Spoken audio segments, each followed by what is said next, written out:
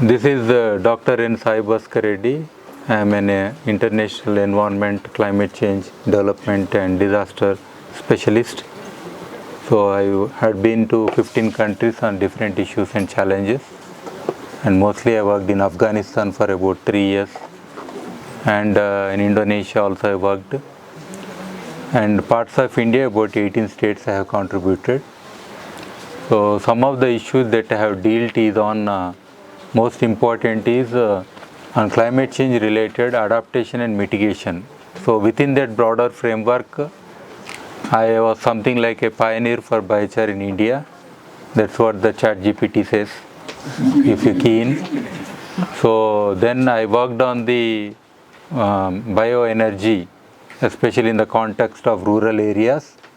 So that is also a big issue, 5 lakh women are dying every year due to indoor air pollution from the cook stoves, which are not efficient, which are emitting smoke. That also contributes to climate change and other issues. So within this broader framework, the topic that cultural changes and its impact on climate, and within that I included biochar culture. This particular thing I have coined, like agriculture, horticulture.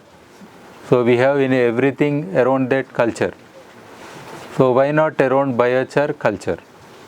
So this jargon was coined by me just to bring up that integrated values of the biochar. So it is not just for the soil but also for the whole environment, including the important issues like climate change. Everything it can address, it has that kind of potential.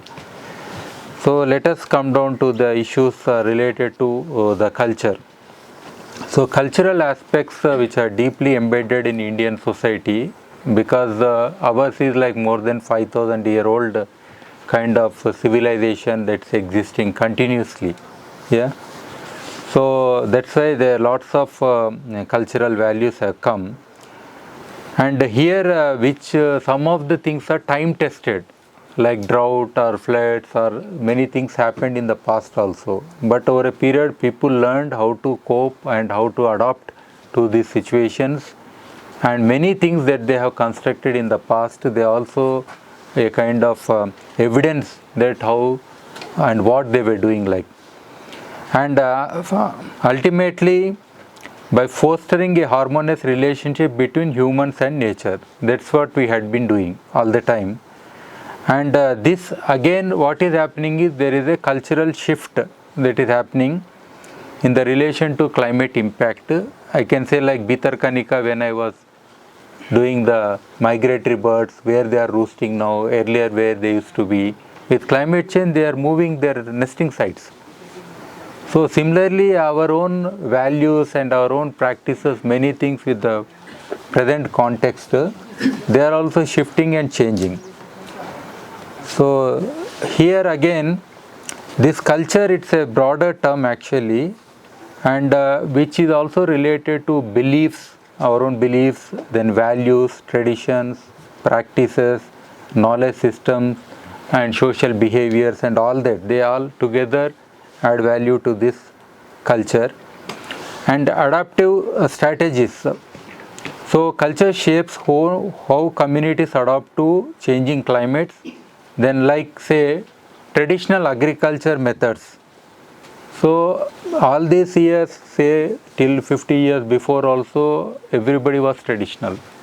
I think with green revolution, there is nothing called green in green revolution. Chemicalization of agriculture, hybridization of seeds, then how can you call green? But still we called green because the leaf is green. Okay, the color of leaf is green, so we called green revolution, but not green. Okay, so green technologies, other things, when we say it's completely different. So, but still I think in the last 50-60 years we lost so much values. And I am seeing beautifully the seeds conservation and traditional seeds, especially this particular geography.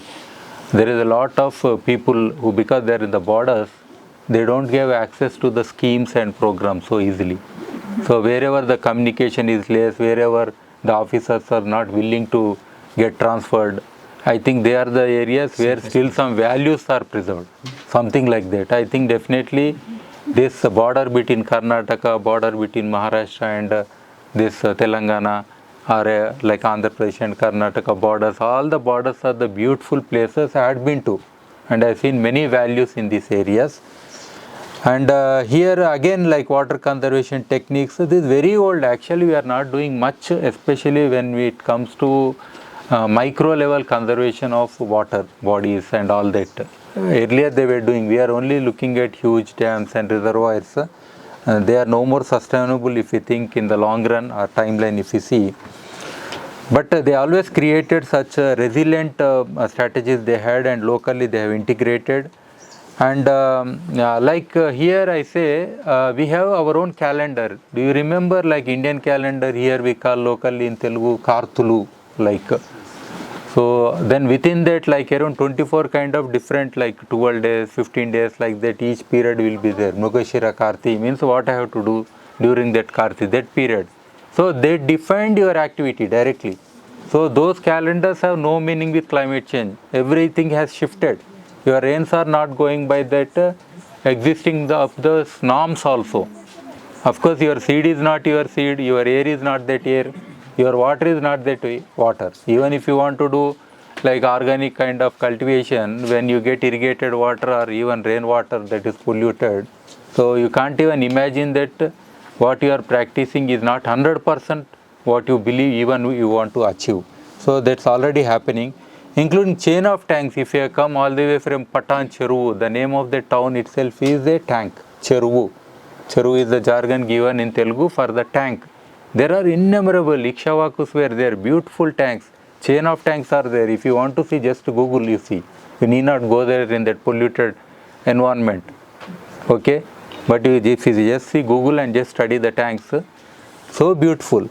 So all these things were existing. So cultural norms may dictate community. That is one thing. And here governance, even community-based local communities making decisions like Panchayat and many other Gram Swaraj.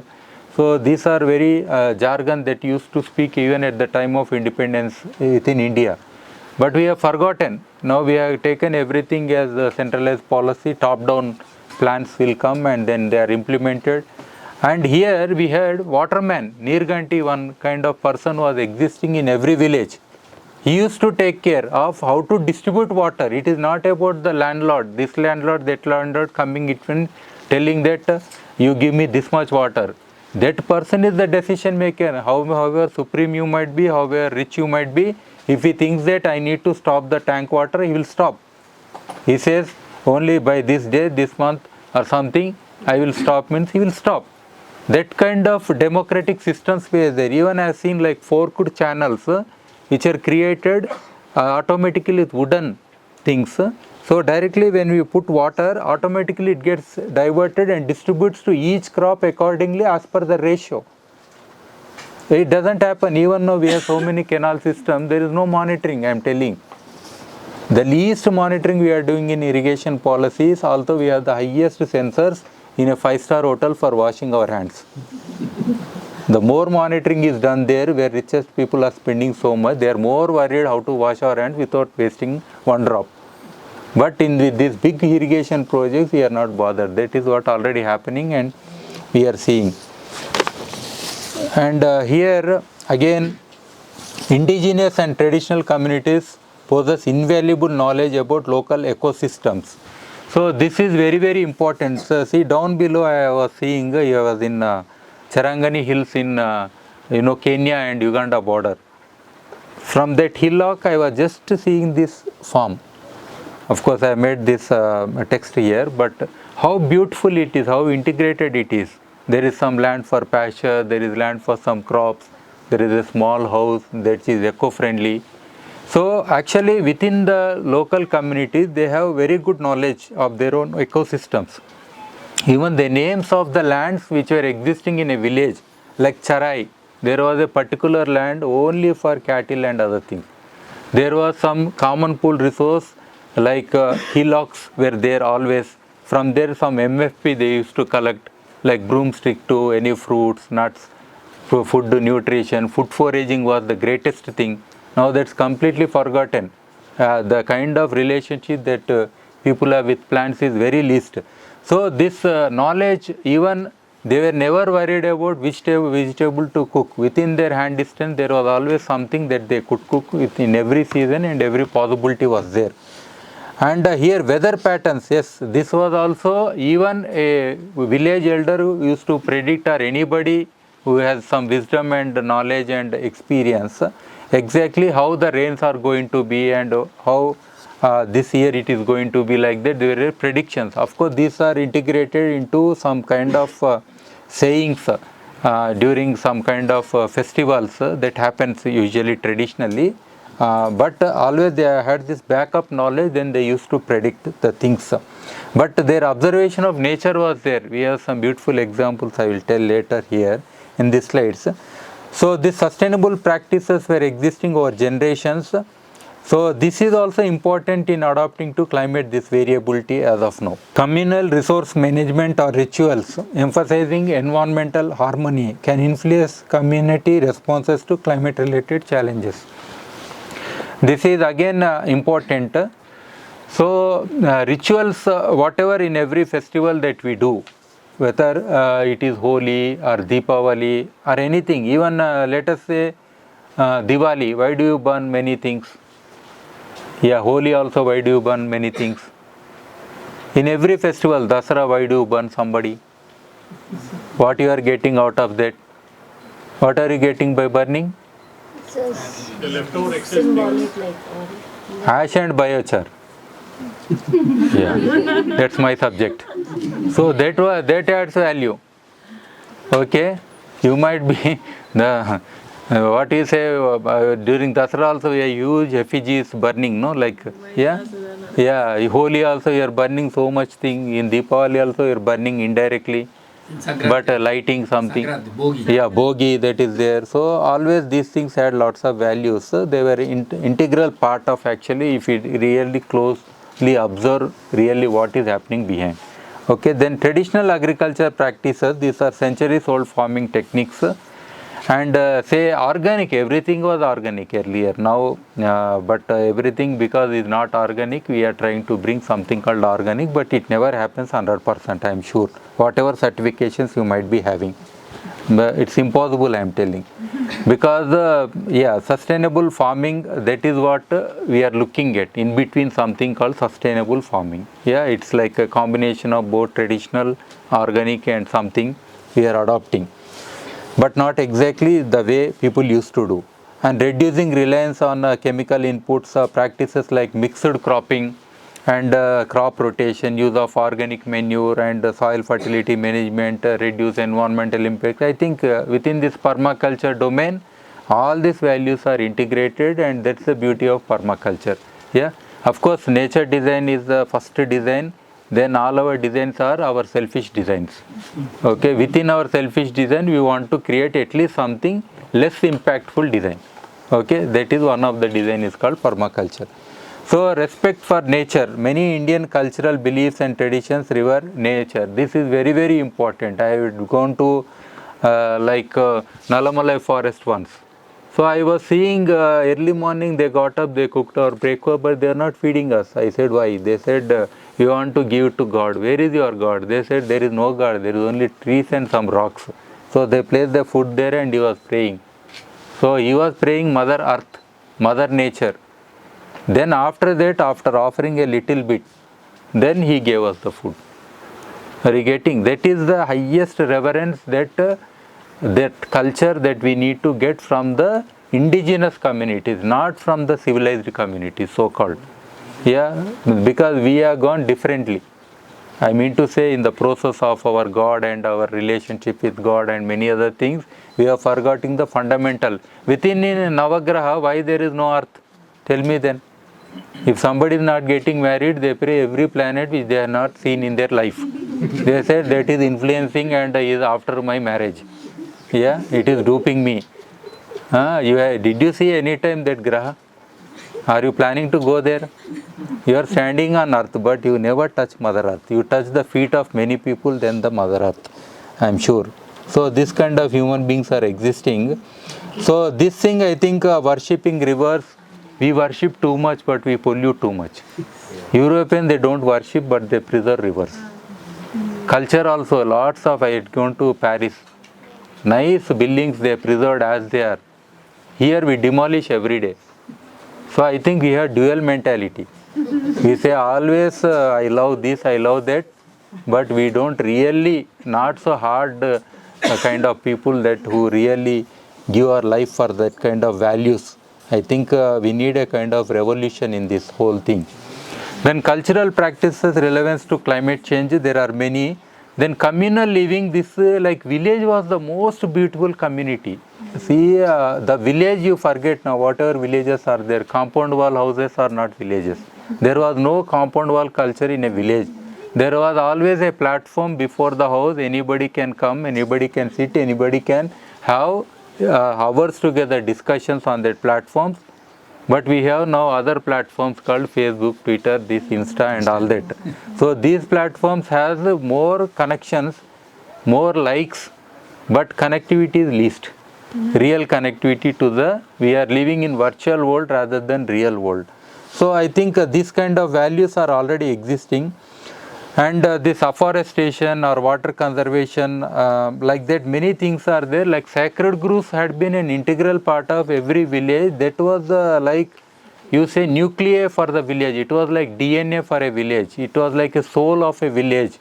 You see, if somebody dies, where they will go? They will be hanging on a banyan tree, their soul. Okay, if there are no trees, where they will hang? So this sacred groves was the one space, at least there was one big banyan tree. So at least there was some values, means all the nutrients, all the microbial life, all the biodiversity, everything was existing there, and from there it used to extend. Like there used to be Naga Devata, the Patal. You know, there is one lok called Patal lok. So who is the king for Patal lok? Naga Devata. You got it? So there used to be a statue there. Okay, so that reverence we used to give to that place. It has so much value. And from there this microbial, that culture used to get into our fields somehow with some different practices. Like we say Bonalu traditionally in locally, there we put all the good, including the blood of animals. I am not a non-vegetarian, but I am telling. But when they cut, they put blood, they put rice, they put neem leaf, everything they create prasadam one day before. Second day they take all this in the baskets and they spread in all the fields. Because it is raining at that time and that spreads. Even now also we are doing. No, we are doing, that's what, but we are doing on the stones. Actually it should be done in many temples, you see there is no soil. There is only one or two plants, everywhere it is laid. And they are very slippery also. So originally this was on the ground, then the culture will happen more actually. And along with soil, when you collect and then you put in the fields, then your good microbes we need to occupy. Then you have to bring as a culture. So this kind of a beautiful culture was there. So like that I was also promoting this geospirit and earth centers and village earth centers. With farmers I worked 77 villages I went. When I said you can create something like 1 acre within your village, they agreed. And because nobody is here to teach them the values of this, your own existence is because of whatever you have around. So you have to have reverence for that. That is your biodiversity, your soil, your culture, your values, including your forefathers. I ask, can you tell your 7th grandfather? No.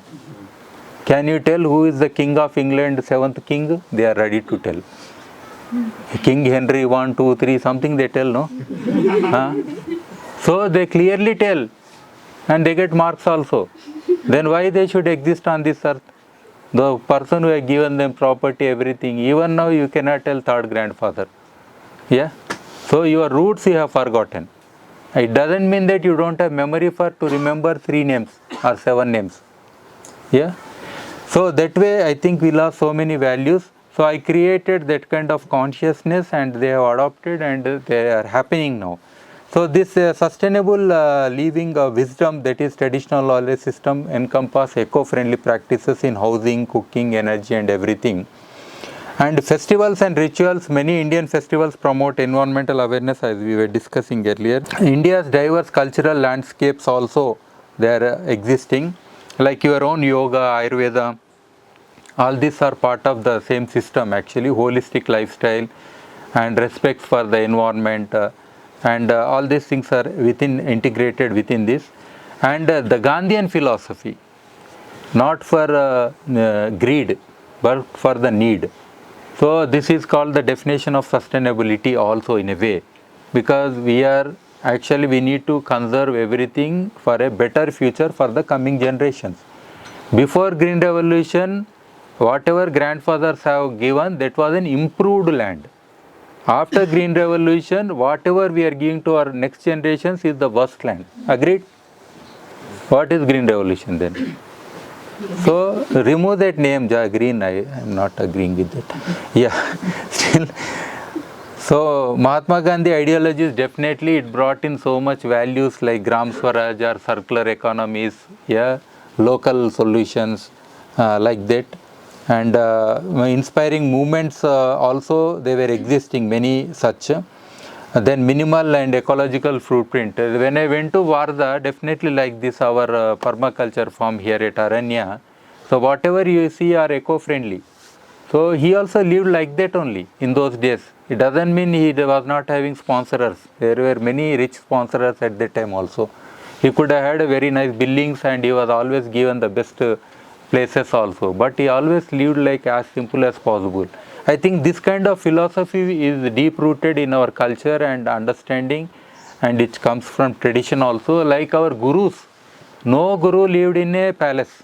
Can you imagine in Mahabharata, Ramayana, where they lived? They lived in the jungle, where they have taken the children to the jungle. Did any king say that, how come my children? See, in Mahabharata also with great difficulty children are born. Ramayana also with great difficulty children are born. In spite of that, they could send their children to jungle. Can we send our children to jungle? We can't even go to jungle. How can we send our children to jungle? That's why if Rama sent Sita to jungle, that's not, I may not agree that reason why he sent her. But definitely she was used to the jungle environment. She knows that is more sustainable to exist. Are you getting? Because in urban jungle, the people who are behind her telling different words, she cannot exist. At least in that jungle, she is very much 14 years, she was in jungle. Happily she can live in jungle. I think Rama has given one more paradise to her. Yeah, instead of this kind of people saying many things behind her. Yeah. So here, learn by observing nature. These are small things which I had been observing. This year is El Nino, you all agree? Agree, El Nino? Yes. These are my 4 observations. Means dragonflies is exceptional, that is for weather. But weaver birds, half finished weaver bird nests I have seen many. Because they know, they guessed this year is going to be drought. I should not complete my nest. If I complete my nest, I have to lay an egg. Are you getting? So they left half finished. It doesn't matter. Many times I have seen many have fallen down due to drought when they could not guess properly. But still they have that sense. Even when they want to lay in a well, exactly they know at what level they have to lay that nest. Because they know how much water is going to come in the rainy season. So that much sense they have. Where is our sense? If there is drought, we demand more dearness allowance. DA. In Telugu we say clearly Karu Bhatyam. Are you getting? Karu means for drought I want money. So then this tamarind tree, I have one tamarind tree, whenever there is drought condition, it will give more yield. Why it will give more yield? It's very simple. Why poor people will have more children? Rich people will have less children. Agreed? Poor people will have more children. Because progeny, selfish gene, they also know I might die, let my child die, leave. Are you getting? So something will happen. If I give 10 seeds, at least one seed might germinate. So that is their consciousness. The consciousness of fruiting is not for you. You might think that my cow is there to milk. Give me milk. That is not your mother, no. Buffalo is your mother. So that's not the way. Okay, the needle grass. I saw one kind of grass with needles, lots of needles. They pierce through your socks and everything. That grass comes more, I observed clearly in our field. Whenever there is drought, this grass is more. So even you can observe these kind of things. See, and dragonflies, of course, whenever that is going to rain, before that they fly at this kind of level. And with them you can guess that today it is going to rain. Even moon also will give a kind of aura kind of thing. There will be glow around the moon. It means that at night it is going to rain, or the morning it is going to rain. So like that many symbols are there. Even the rainwater harvesting, like these elephants are there in the reservoir. By looking at the elephants, whether I can have 2 crops or 1 crop, the people will decide. Because if elephants are submerged, I will have 2 crops. If I have less than that elephant height water, I can have only 1 crop.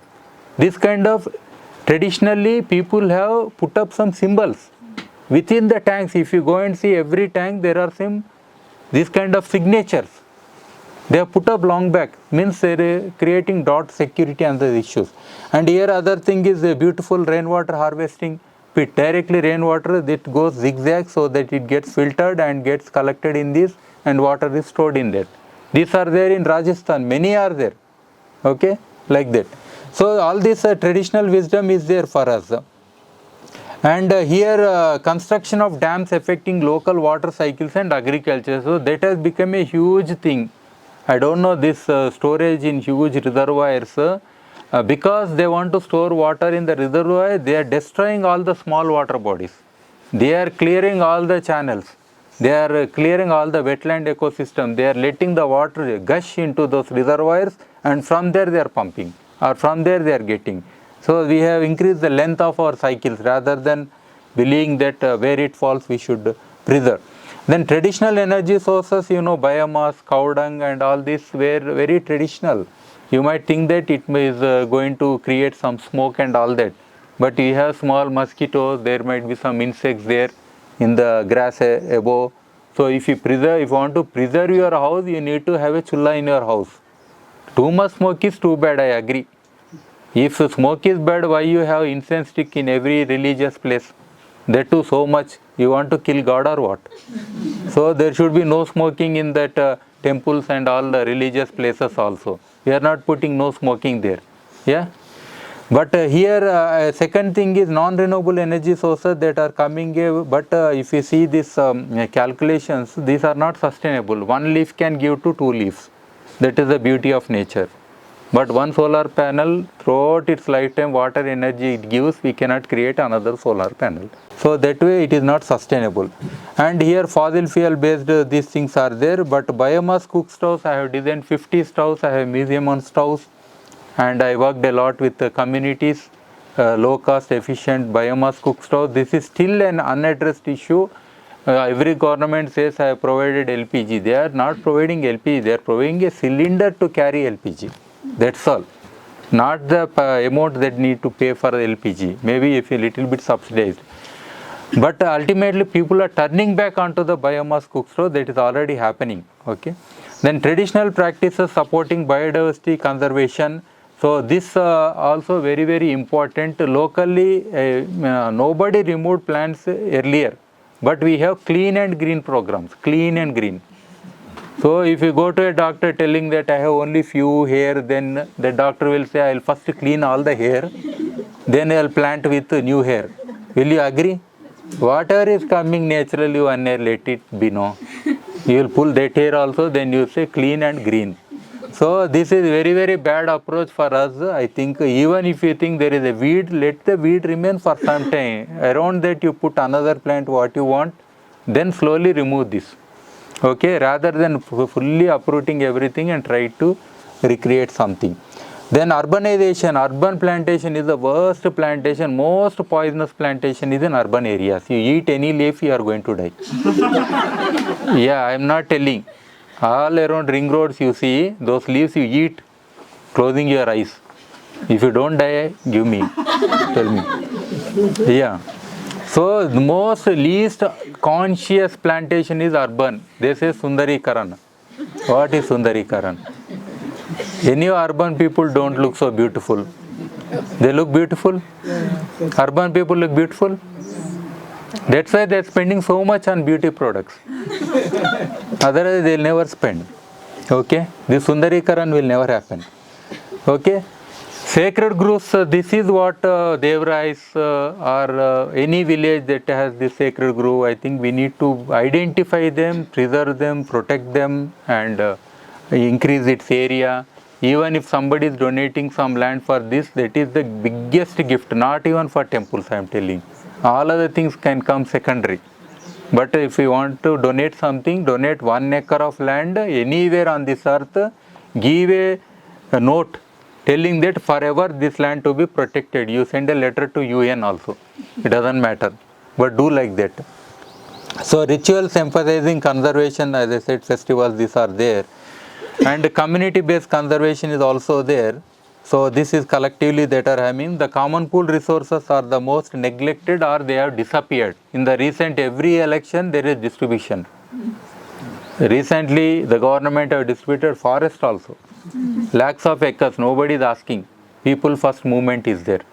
Okay? People will be the only person who will be the first to go also soon.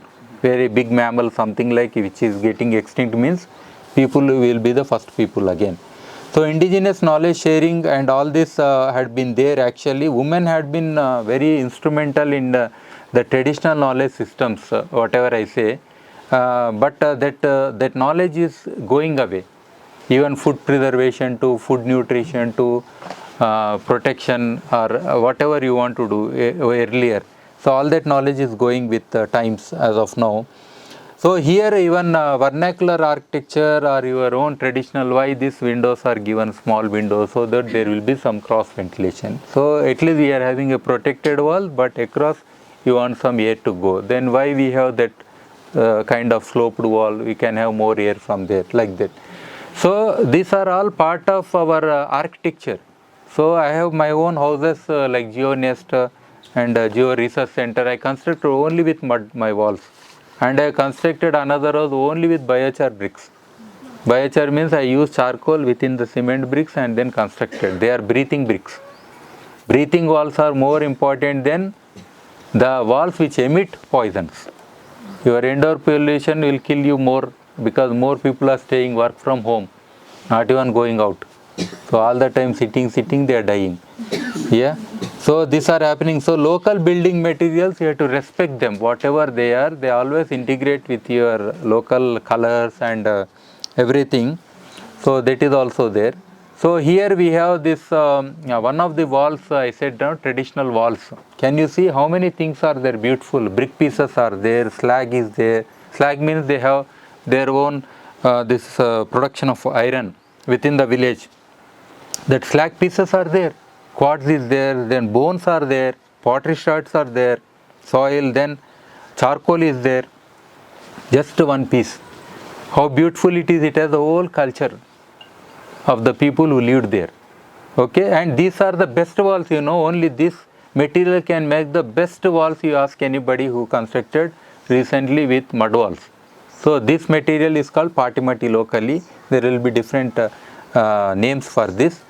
And that also prevents erosion. See, water management techniques, they were very beautiful. We had step wells, tanks and all this. Every temple had water conservation area and community irrigation systems and all that. But one of the beauties, I am showing this thing.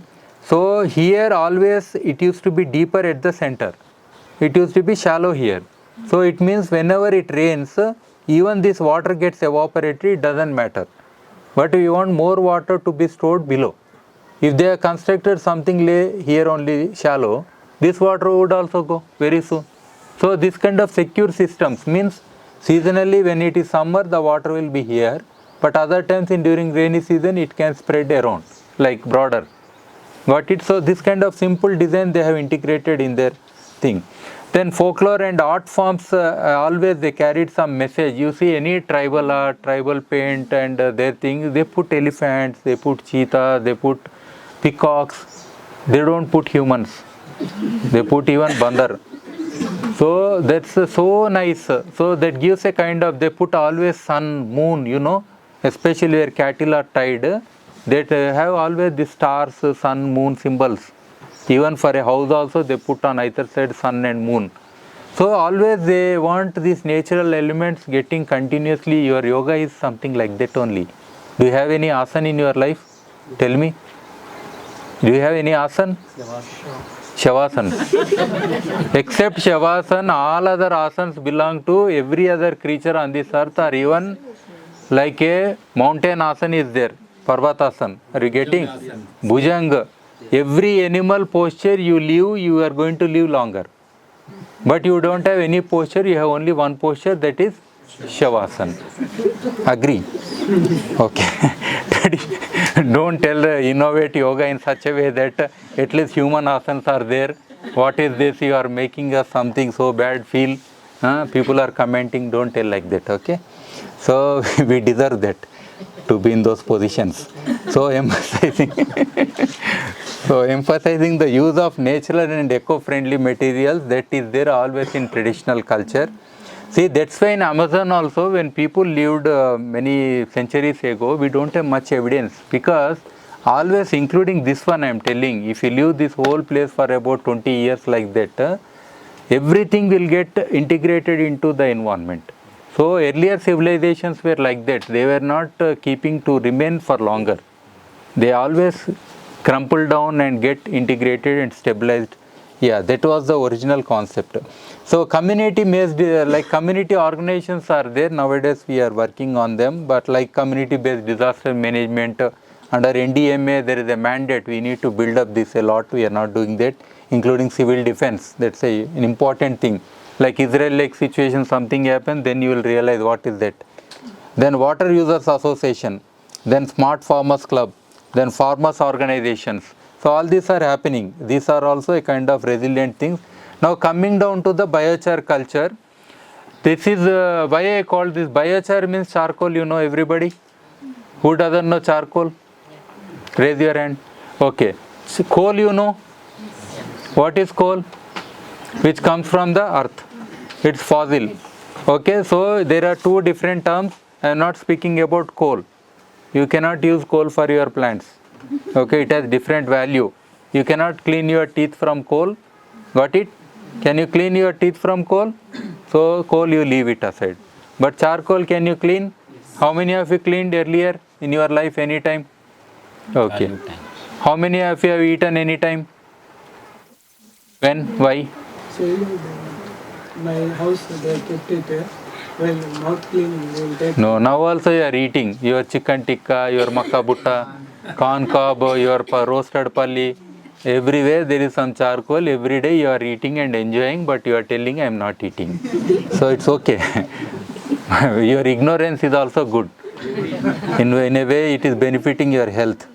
Okay, knowingly you would not have eaten. कोल कौन खाएगा? लेकिन indirectly खिलाएंगे हम. हर एक रोटी पे मोल होता है, वही कोल है. Mole, you know? Black. Without mole there is no roti. So that mole is your coal, charcoal. So that you are eating and you are healthy. Are you getting? So this culturally it was an integral, I mean to say it is a holistic approach that has been historically tested, traditionally practiced, is culturally integral, economically viable, socially responsible, environmentally sustainable and agreeable as a policy. This is what I have given definition to biochar culture. Okay? Because all these things you have to look into. Don't look at only some benefits and forget other things. So the biochar use as a part of biochar culture includes its application for soil management. That is a broader term people are talking now. There is lots of confusion for some people, or some people are creating confusion. Okay, the jargon itself is very new. From 2007 we are using. So earlier when I started my journey in this, I called it terra preta because people were calling popularly.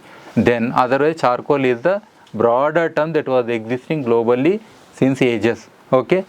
So then here not only soil management but livestock management, biomass to energy, then water purification, green habitat, sanitation, food, health, you can integrate into everything in your life. That's why we are calling biochar culture. So here like reclaiming degraded soils for water conservation with only soil I am telling here, securing the crop from drought and climate variability, lessen the impact of hazardous pesticides and other chemicals that you have already used.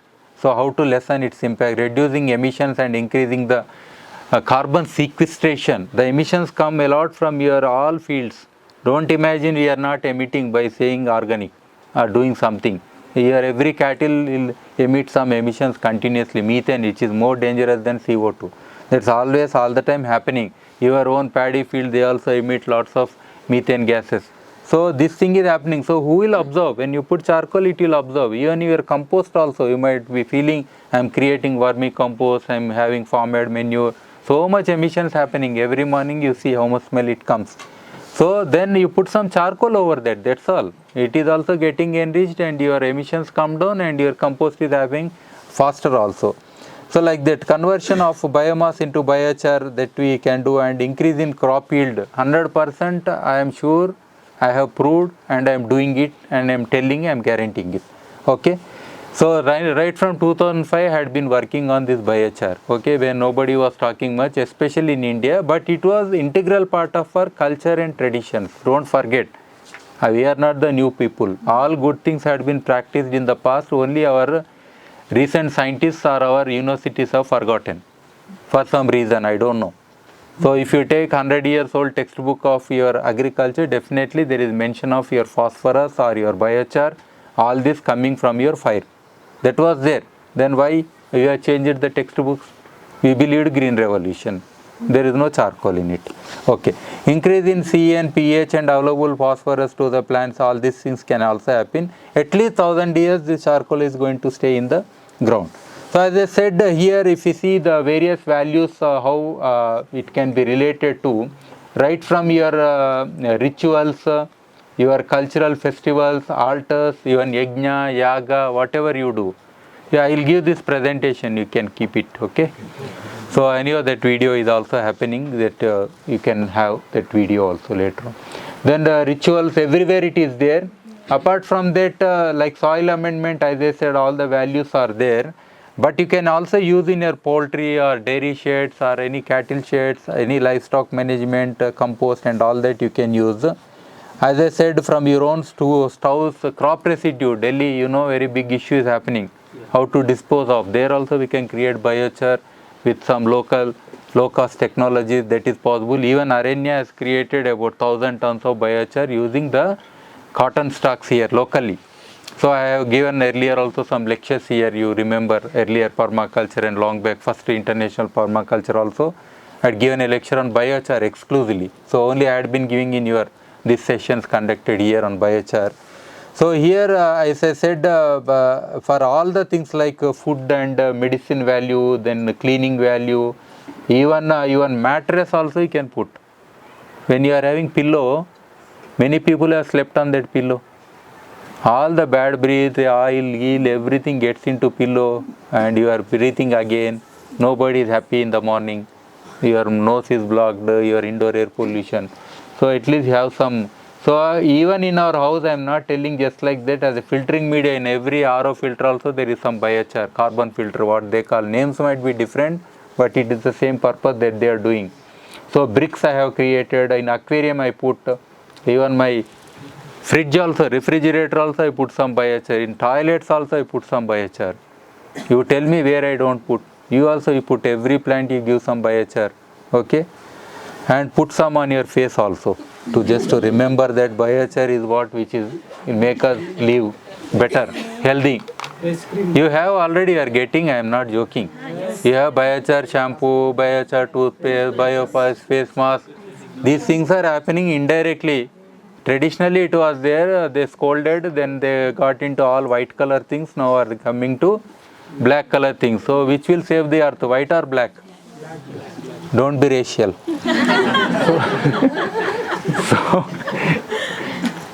So this, so here we have this integrated approach. So here again, why I was working on stoves, when I was working on biomass stoves, people criticize me.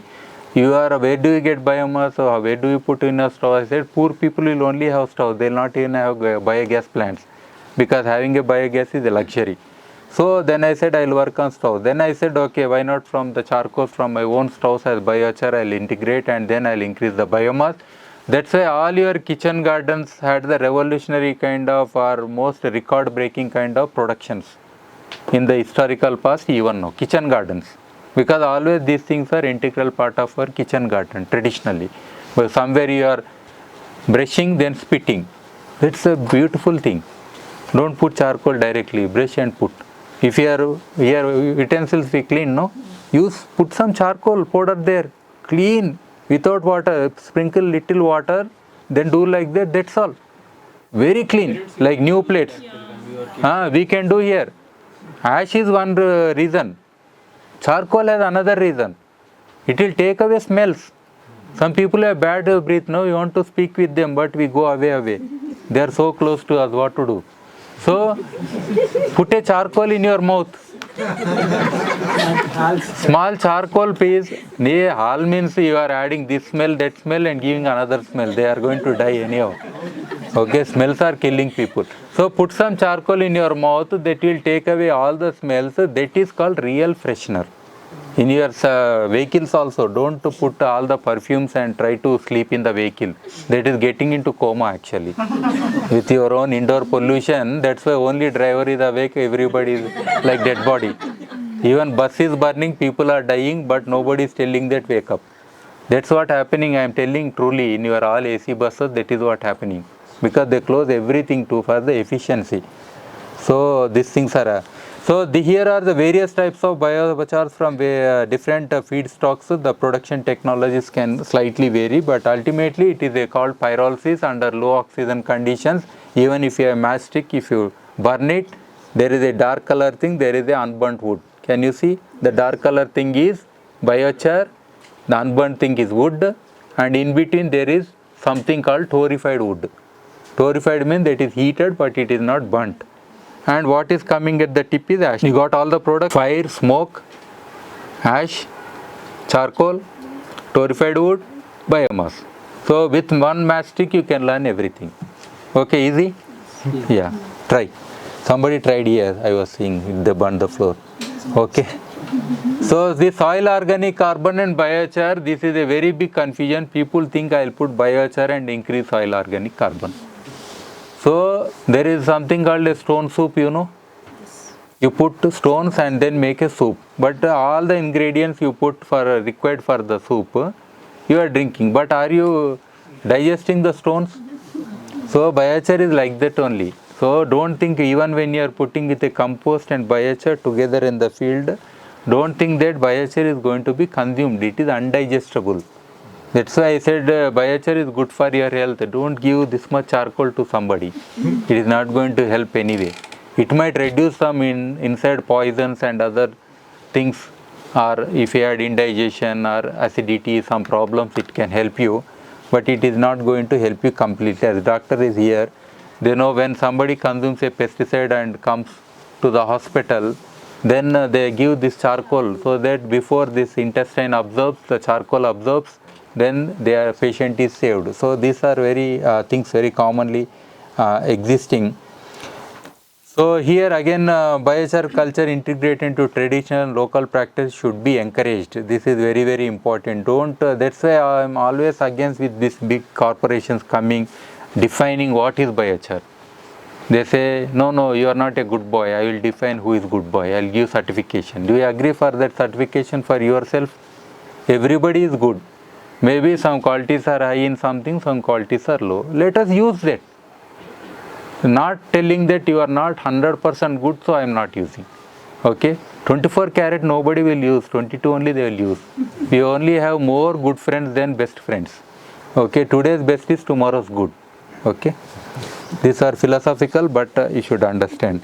Then locally only we have to produce, that is better, because biomass is huge, carrying to some other place, and say from 100 kgs you are producing 20 kg. Then why you carry all the way to some place?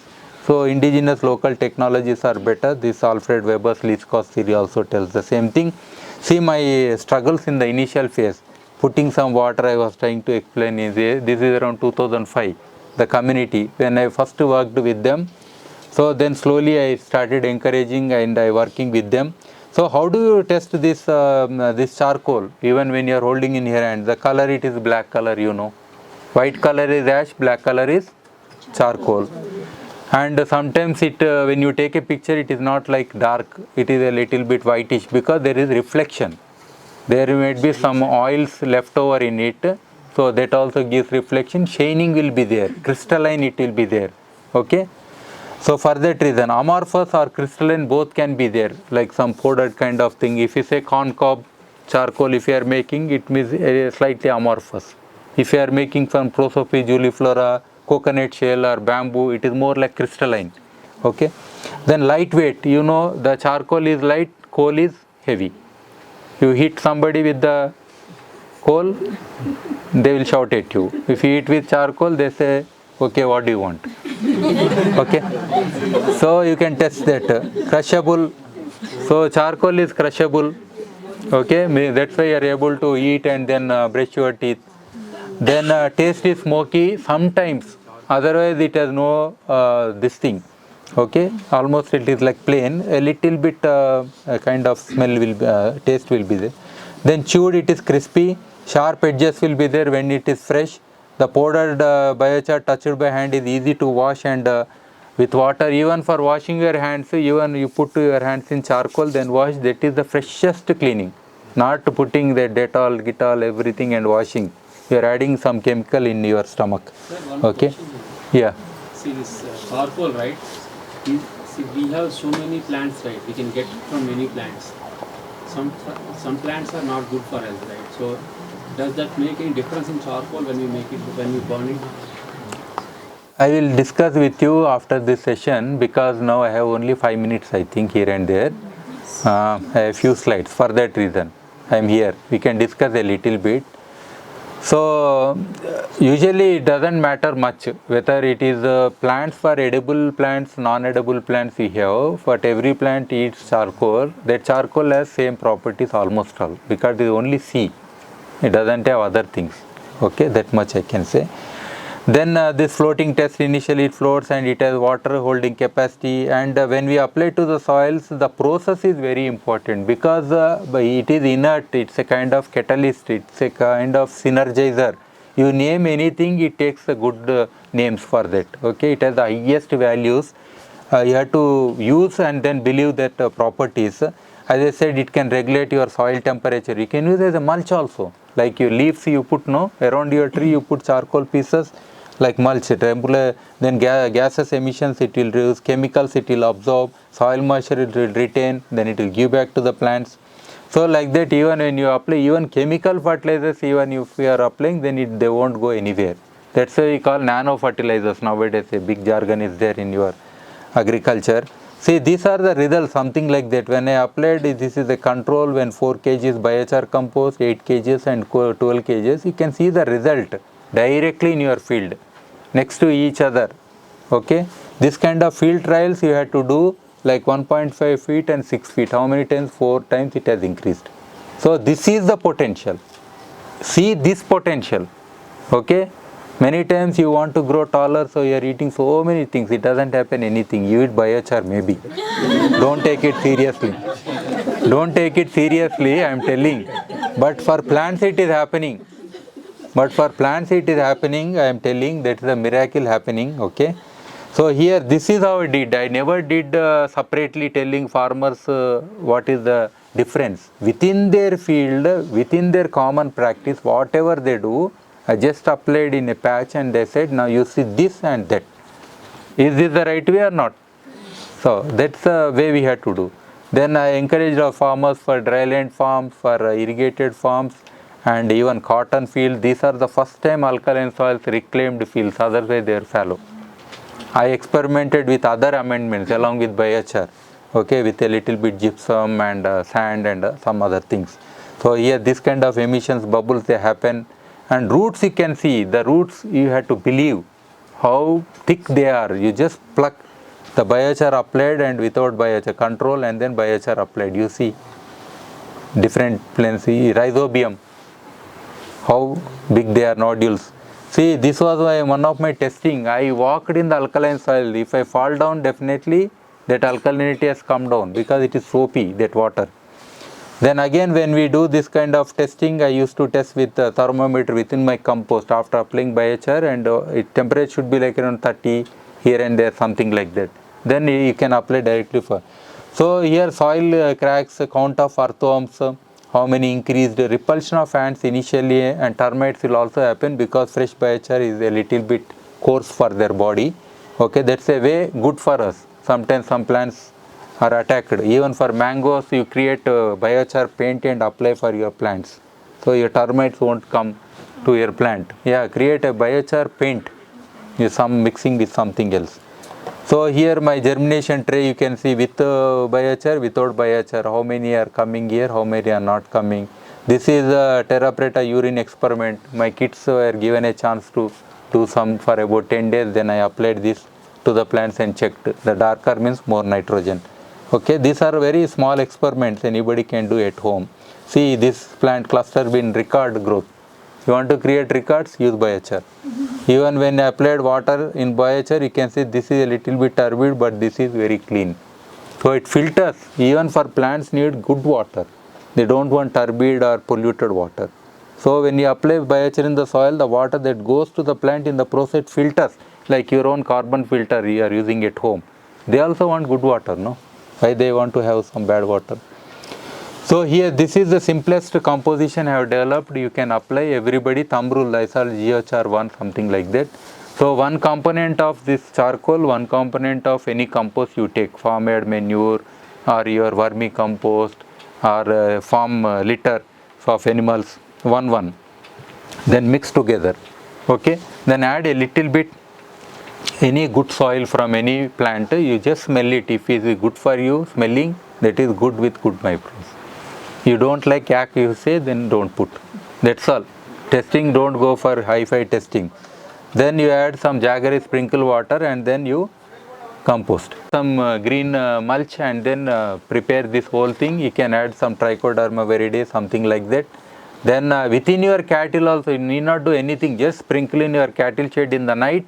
Even they will be comfortable. It is like all cattle are living in toilets. How worst it is their life. We are thinking cattle shed. It is not even a shed, it is shit. Within the shit they are living in a shed. Worst thing. So at least sprinkle all this with the urine and that slurry of their dung, everything. That smells will come down and everything seep out. That is the bag it. Dry it, air dry, bag it, then spread it. Perfect thing, you can send as a gift to anybody. Okay. So here, everyday eating. Happily eating, no? Let's say you are alive even now. So here for my plants, in window sills, everywhere you put, भूत को भगाता है बोलते हैं, biochar, वो स्त्री का लाना बोल के लिखते हैं चारकोल से. मुझे ज़्यादा बोलना नहीं जेंडर के बारे में. Even my aquarium, your terrariums you can create or different types of things you can create. My house with biochar bricks, okay, at 110 kilometers away from Hyderabad. So this was constructed mostly with soil, but here these are biochar bricks. Here also I use some biochar bricks. And here this is how I do waterless cleaning. Just put some charcoal, ash powder you can try here tonight or tomorrow. Sprinkle little water. Whatever curries might be there, don't worry. Put this charcoal powder on that with ash powder. Do it like this. That's all. Shining. You can see your face. Really, smell it, nothing. There you are putting so many chemicals, still it is not going. I have seen, tried. Okay, you try this. Then I used the bricks. I was the first person to experiment. Created within cement bricks. I used my biochar and I constructed my house. It is more than 10 years old. It is breathing house. Means it will take away all the bad and it let me live. Okay. So and even if it is demolished, it benefits the soil. It does carbon sequestration also. So these are my bricks which are used. So here rooftop gardens also use all this. I created floating gardens on Hussain Sagar. I have cultivated paddy as an experimental basis. Without soil, just put charcoal and put some plants and leave it on the water. With capillary they take water and all the nutrients they take, and it's something like your hydroponics. It works perfectly. So these are the very low cost efficient uses in urban spaces which you can create. And there are so many other things in urban gardens like rooftop means weight is the issue, no? So if you use biochar, the weight will come down. It's perfect thing. So that way it is very much useful. So and here I have considered without touching the ground, I used only this plastic thing, and I put up my biochar here, and in this I cultivated. I kept inside a room. There was only passive light coming in. But what I did is I want my plants want more carbon dioxide. No, in the night I used to create some smoke and close the doors. See, plants want CO2. You want oxygen. Agreed? Yes. 0.03 is so less, but still plants are happy. You are 21%, but you are breathing in hospital oxygen, दो oxygen दो. So corona में मर भी गए. ठीक है. So here you see same thing result. Luxuriant growth. CO2 you have to give additionally. You don't think everything is free. If you want more, you have to give some more CO2. Okay.